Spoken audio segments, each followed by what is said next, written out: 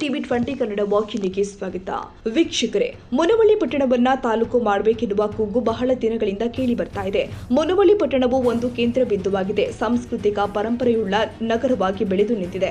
ಮುನವಳ್ಳಿ ಪಟ್ಟಣವು 40,000 ಜನಸಂಖ್ಯೆಗಳ ಒಂದು ದೊಡ್ಡ ಪಟ್ಟಣವಾಗಿದ್ದು, ಇದು ಪುರಸಭೆಯನ್ನು ಕೂಡ ಹೊಂದಿದ್ದು, ಇದರ ಸುತ್ತಮುತ್ತಲೂ ಪ್ರೇಕ್ಷಣೀಯ ಸ್ಥಳಗಳು ಕೂಡ ಇದೆ.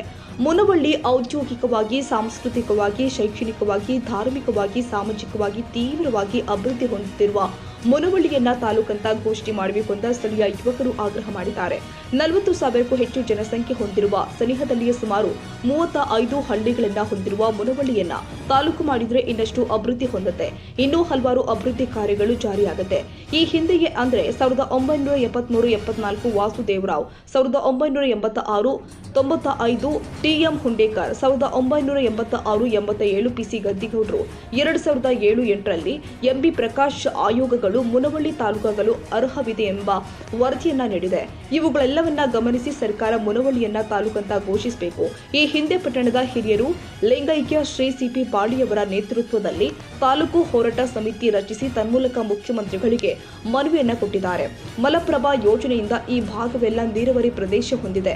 ಶಿಂದೋಗಿ, ಹೀರೂರ, ಹಳ್ಳೂರ, ಭಂಡಾರಹಳ್ಳಿ, ತೆರೆದಕೊಪ್ಪ, ಬೋಚನಾಳ, ತೆಗ್ಗಿಹಾಳ, ಜಕ್ಕಬಾಳ, ಚುಂಚನೂರ, ಉಜ್ಜಿನಕೊಪ್ಪ, ಕಿಟದಾಳ, ಅರ್ಟಗಲ್ಲ, ಬಸರಗಿ, ಕಳ್ಳೊಳ್ಳಿ, ಗೊಂದಿ, ಬಸರಗಿ, ನವಿಲುತೀರ್ಥ, ಗೊರವನಗೊಳ್ಳ, ಬಡ್ಲಿ ತಾಂಡೆ, ಯಕ್ಕುಂಡಿ ಸೇರಿ ಸುಮಾರು 35 ಗ್ರಾಮಗಳು ಮುನವಳ್ಳಿ ತಾಲೂಕಿಗೆ ಒಳಪಡುತ್ತೆ. ಈ ಗ್ರಾಮಸ್ಥರಿಗೂ ಬಹಳ ಅನುಕೂಲವಾಗುತ್ತೆ. ಸರ್ಕಾರ ಬೇಗ ಮುನವಳ್ಳಿ ತಾಲೂಕು ಅಂತ ಘೋಷಿಸಬೇಕು ಅಂತ ಜನತೆಯ ಆಶಯವಾಗಿದೆ.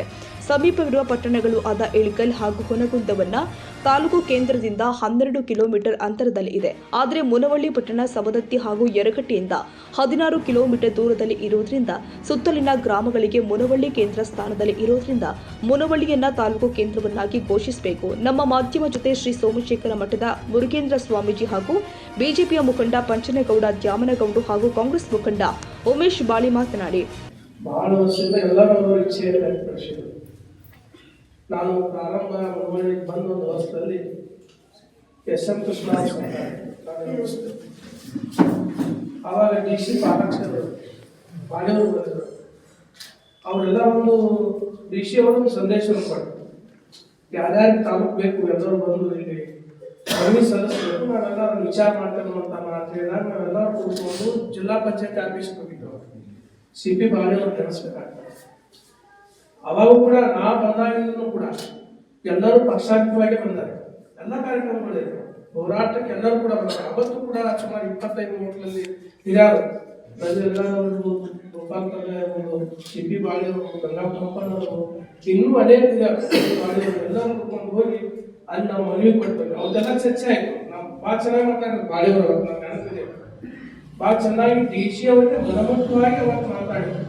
ಮುಂದೆ ಹೋದ್ಮೇಲೆ ಸನ್ಮಾನ್ಯ ಯಡಿಯೂರಪ್ಪ ಅವಾಗ ಸ್ಟ್ರೈಕ್ ಮಾಡಿದ ನಾನು ಕೂಡ ಇದ್ದೆ.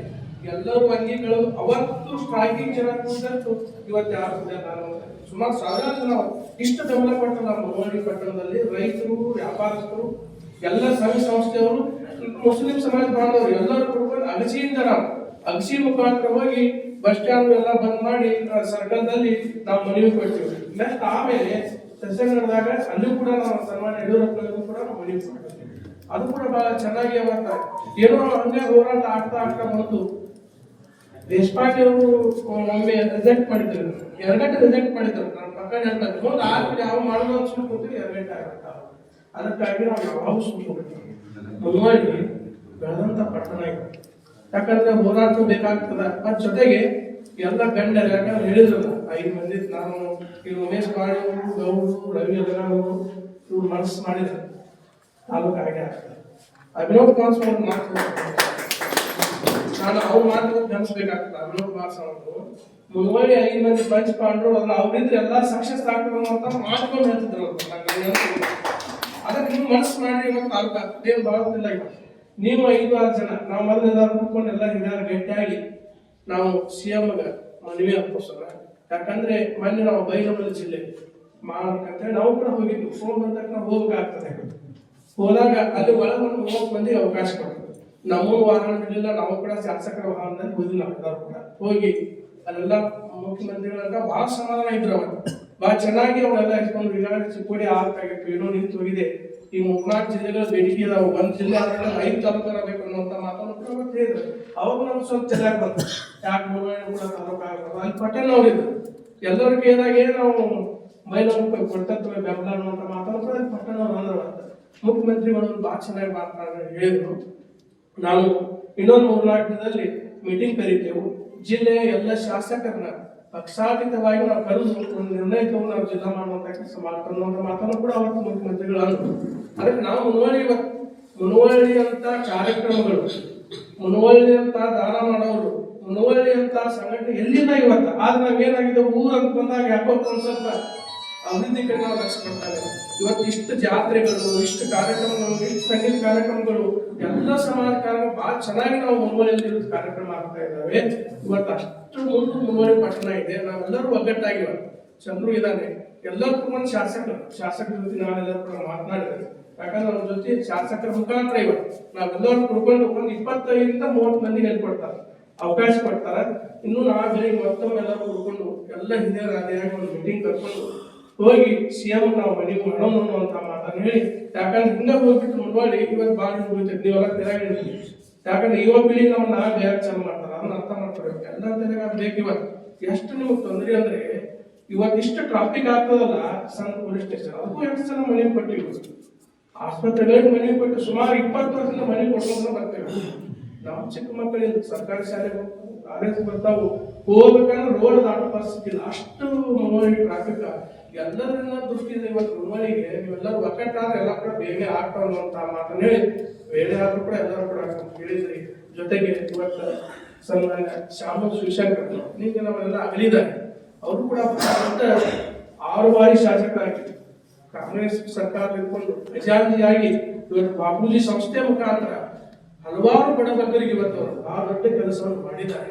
ಅವರ ಆತ್ಮಕ್ಕೆ ಶಾಂತಿ ಸಿಂಗ್ ಅಂತ ಹೇಳಿ ಪ್ರಾರಂಭದಲ್ಲಿ ಕೂಡ ಎಲ್ಲರೂ ಮೌನ ಆಚರಣೆ ಮಾಡಿದರೆ ಮುನವಳ್ಳಿಯವರು ಆಗುದು ಅಂದ್ಕೊಂಡಿದ್ದಾರೆ. ಯುವಕರು ತಯಾರು ಮಾಡ್ರಿ, ಹಿರಿಯರಿಂದ ಆಶೀರ್ವಾದ ಸಲಹೆ ಕೊಡ್ರಿ, ಹಿಂಗ್ ಮಾಡಿ ಅಂತ ನೀವು ಸಲಹೆ ಕೊಟ್ರೆ ಎಲ್ಲ ಯುವಕರು ತಯಾರು ಆಗ್ತಾರೆ ಅನ್ನುವಂತ ಮಾತನ್ನು ಹೇಳಿ. ಯಾಕಂದ್ರೆ ಪುರಸಭಾ ಇವತ್ತು ನಂಜನ್ ಮಠರು ನೆನೆಸ್ಬೇಕು ನಾವು. ನಂಜನ್ ಮಠರು ಭಾಗದಲ್ಲಿ ಕೆಲಸ ಮಾಡಿದ್ರು.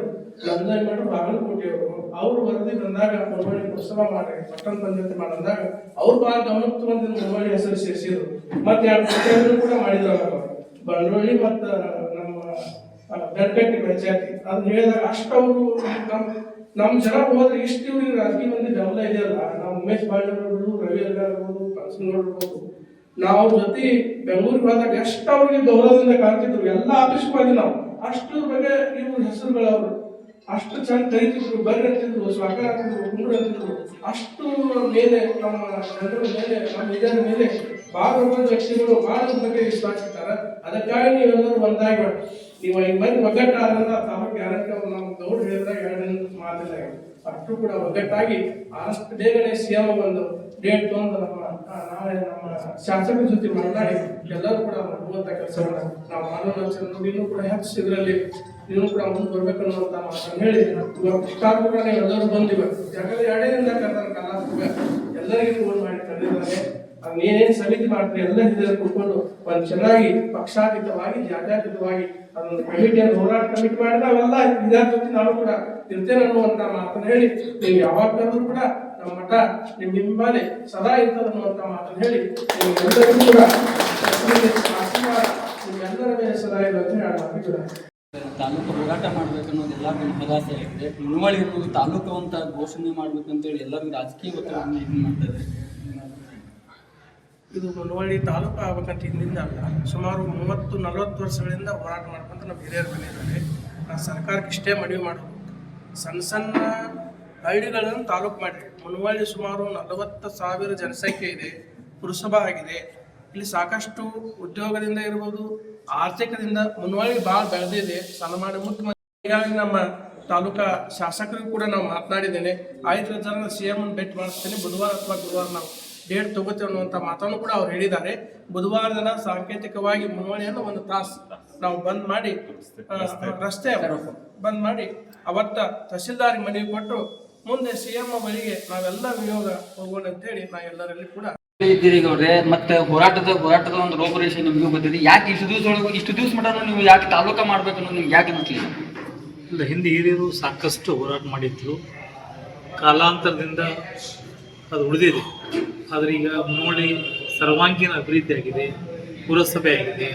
ಅದಕ್ಕೆ ತಾಲೂಕು ಮಾಡಬೇಕಂತ ಹಕ್ಕೊತ್ತಾಯನ ನಾವೆಲ್ಲರೂ ಪಕ್ಷಾತೀತವಾಗಿ ಜಾತ್ಯತೀತವಾಗಿ ಹೋರಾಟವನ್ನು ಮಾಡ್ತೀವಿ ಅಂತ ಹೇಳಿದ್ವಿ ಸರ್. ಮುನವಳ್ಳಿಯ ಒಂದು ಕೇಂದ್ರ ಬಿಂದುವಾಗಿದೆ. ಎಲ್ಲಾನು ಹೋರಾಟದಿಂದನೇ ಪಡ್ಕೊಂತ ಬಂದಿದ್ದಾರೆ ಮುನವಳ್ಳಿ ಅವರು. ಇದನ್ನು ಯಾಕೆ ಹೋರಾಟದಲ್ಲಿ ನೀವು ಪಡ್ಕೋಬೇಕನ್ನೋದು ನಿಮಗೆ ಇಚ್ಛಾಶಕ್ತಿ ಬಂದಿದೆಯಾ? ಇನ್ನೂ ಇಲ್ಲ. ಬಂದಿದೆ, ಇಚ್ಛಾಶಕ್ತಿ ಬಂದಿದೆ. ಅನಿವಾರ್ಯ, ಹೋರಾಟ ಅನಿವಾರ್ಯವಾಗಿದೆ. ಏನಾದರೂ ಪಡ್ಕೋಬೇಕಂದ್ರೆ ಹೋರಾಟ ಮಾಡಲೇಬೇಕಾಗುತ್ತೆ. ಅದಕ್ಕೆ ಹೋರಾಟದ ಮೂಲಕ ತಾಲೂಕು ಕೇಂದ್ರವನ್ನು ಮಾಡಲಿಕ್ಕೆ ಪ್ರಾಮಾಣಿಕ ಪ್ರಯತ್ನವನ್ನು ಎಲ್ಲರೂ ಮಾಡ್ತಾರೆ. ನೀವು ಮುಂದಿನ ದಿನಮಾನಗಳಲ್ಲಿ ಪಕ್ಷಾತೀತವಾಗಿ ನೀವು ಹೋರಾಡಬೇಕಂತ ಅನ್ನೋದು ಒಂದು ಎಲ್ಲರದು ಮಹದಾಸೆ ಆಗಿದೆ. ಅದಕ್ಕೆ ನೀವು ಏನಂತ ಹೇಳ್ತಾ ಇದ್ದೀರಿ? ಖಂಡಿತವಾಗಿ ಪಕ್ಷಾತೀತವಾಗಿ ಜಾತ್ಯತೀತವಾಗಿ ಹೋರಾಟವನ್ನು ಕೈಗೆ ತಗೋತೀವಿ. ತಾಲೂಕು ಹೋರಾಟ ಆಗುವವರೆಗೂ ಅವಿರತವಾಗಿರ್ತಕ್ಕಂಥ ಪ್ರಯತ್ನವನ್ನು ಮಾಡ್ತೀವಿ. ಅಲ್ಲ, ನೀವು ತಾಲೂಕು ಹೋರಾಟ ಅಂತ ಹೇಳಕ್ ಹೋಗ್ಬೇಡಿ, ತಾಲೂಕು ಆಗುವವರೆಗೂ ನೀವು ಹೋರಾಟ ಮಾಡ್ತೀವಿ. ತಾಲೂಕು ಆಗುವವರೆಗೂ ನಾವು ಹೋರಾಟ ಮಾಡ್ತೀವಿ. ಧನ್ಯವಾದ.